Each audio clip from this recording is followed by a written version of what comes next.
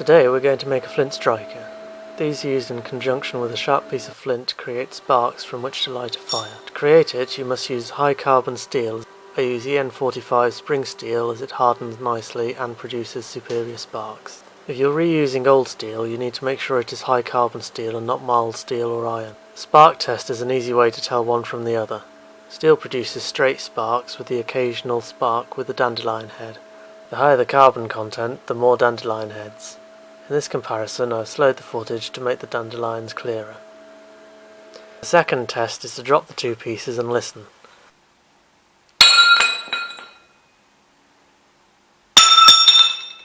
The higher the carbon content, the sharper the note, though the shape of the metal will affect the sound a little. You should heat the steel evenly and turn it around in the fire in order to achieve this.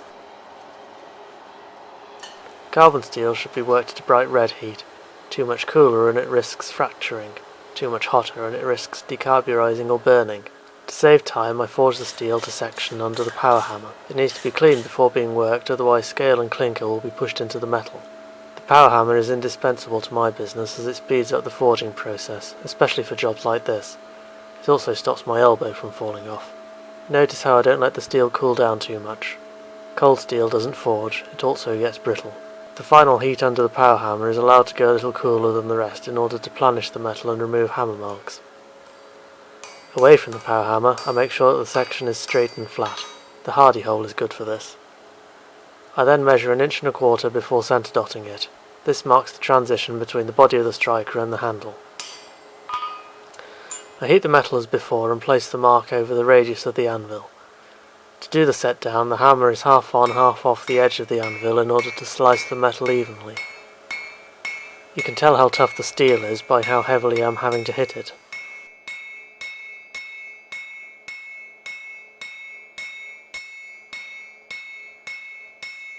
I only partially draw out the metal over the face of the anvil as it's a lot quicker with the bick. The rounded shape of the bick actively thins the metal for you in the same way as a rounding hammer would.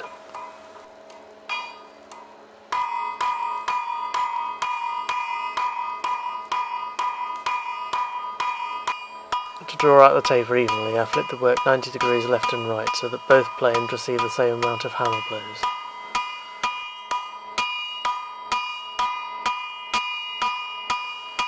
As the taper of the handle is thicker than the parent bar, it will overheat quickly.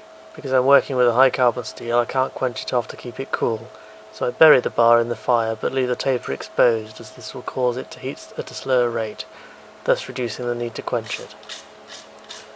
The final pass on the bick is to even out the taper and each face of the handle is worked individually.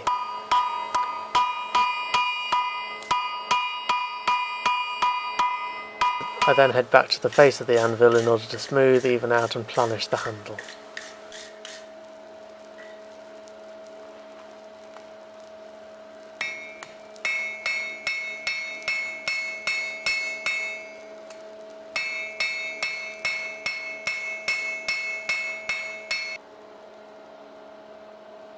With the handle forged, I measure the bar to mark the length of the striker. I generally do this at 1 3/4 inches. A small square ensures a straight line and the two parts are separated with the disc cutter.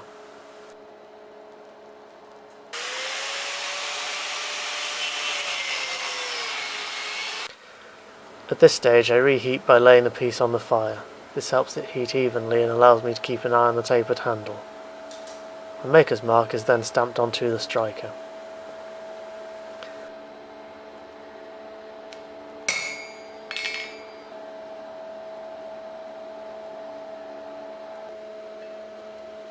A loop is formed at the end of the handle.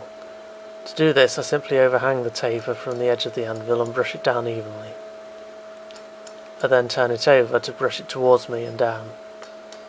I could scroll this instead, but a loop is convenient for a split ring.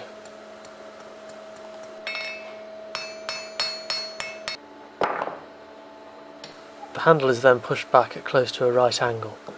I do this in the vise as it's convenient.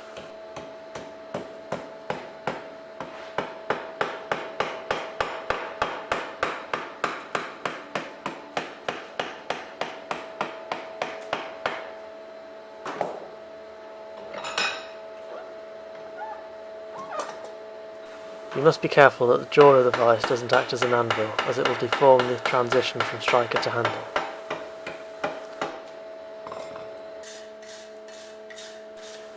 The handle is then bent on the big to start a nice round shape. I like the handle to have a straight line, so I've finished the bend on the face of the anvil.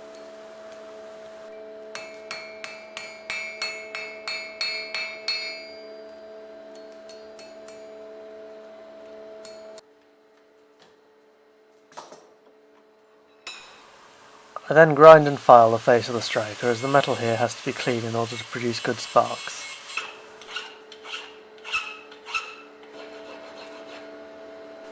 The striker must then be heat treated. I heat it to a dull red heat, the point at which a magnet will no longer stick to it. The striker is then allowed to air cool. This relieves any stresses built up in the steel through the forging process and is known as normalizing. It is then reheated and quenched in water. I would normally quench spring steel in oil, which is a bit gentler to the metal. However, you want a striker to be a little brittle, as it produces better sparks this way. However, in order for it not to be too brittle, I leave the handle to cool by itself. This will make the transition between the handle and the striker a lot tougher. Any scale built up during the heat treatment is then removed with the linisher. This is also a good opportunity to give it a bit of a clean. Finally, I drop the striker onto a cast iron surface a few times. This will reveal if it has any weaknesses, as the handle is likely to snap off at this point.